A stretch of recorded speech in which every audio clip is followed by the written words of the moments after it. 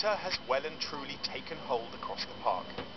And while many of our familiar favourites hunker down out of the cold, some of the park's more exotic residents are surprisingly well equipped for the Christmas chill.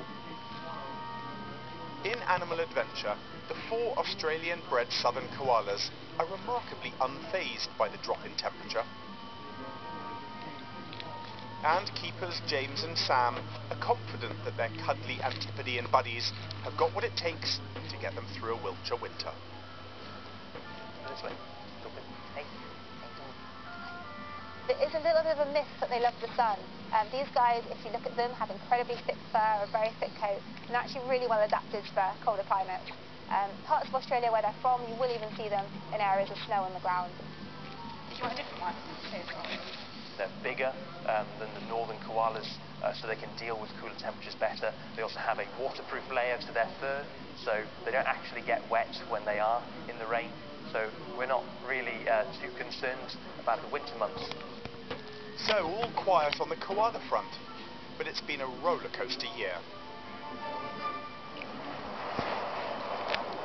5 koalas arrived 12 months ago to start the species' only breeding programme in Europe.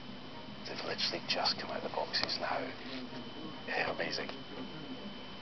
They settled in well. I just think it's sensational that we've got them here. For us as animal educators, koalas tick absolutely every single box. But within months, keepers faced the tragic death of one female, Wilpina. She stopped wanting to eat, her ears were flat, and really the minute that they stopped willingly eating on their own, there isn't very much we can do anymore. Good girl. And serious illness for another, Violet. Good girl, be brave. So now that Dennis and the 3 girls, Maisie, Curong and On the Mend Violet, are enjoying drama-free days, everyone, including Head of Animal Adventure Graham, can finally breathe a sigh of relief. They're eating, they're putting on weight, they're really healthy, they're doing great, exploring the enclosure. We haven't really had any problems, touch wood. There's just one thing missing from this happy picture. Babies. Bellowing is a sure sign that koalas are ready to mate. And a few months ago, the signs looked good. During summer, Dennis was starting to bellow, the girls were showing interest, so it was getting really exciting, but it seems to have sort of stemmed off slightly. Dennis has had moments where he's been exceptionally sort of on heat in the moment, ready to go, and then other times where he's been incredibly lazy and doesn't want to move. Teen koala Dennis is not ready to be a daddy, but the species is under threat, not least from the recent bushfires in Australia. And with the park at the forefront of the fight back, giving up on babies is not an option.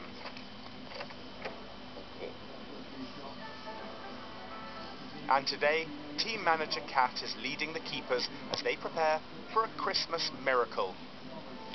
The place is kind of buzzing today because we're actually getting a brand new male koala, and he is in the air as I speak. Burke, as he's known and will be known, is coming in from Japan.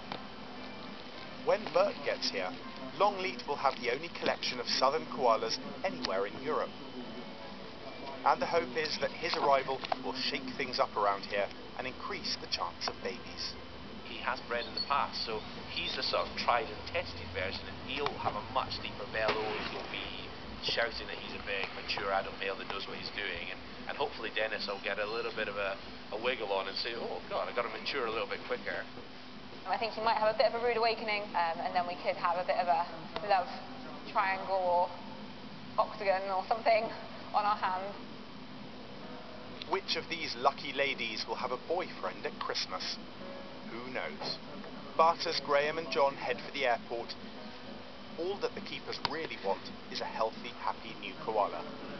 It's mid-afternoon at the moment. We've just finished most of our prep. Me and a couple of the other keepers are going to voluntarily stay here all night, just in the hope of getting a glimpse of this gorgeous boy koala. multitude of things could go wrong. The most devastating thing that could happen is that you could actually lose an animal during transit. So there's that mixture of trepidation and hoping that everything actually does go to plan.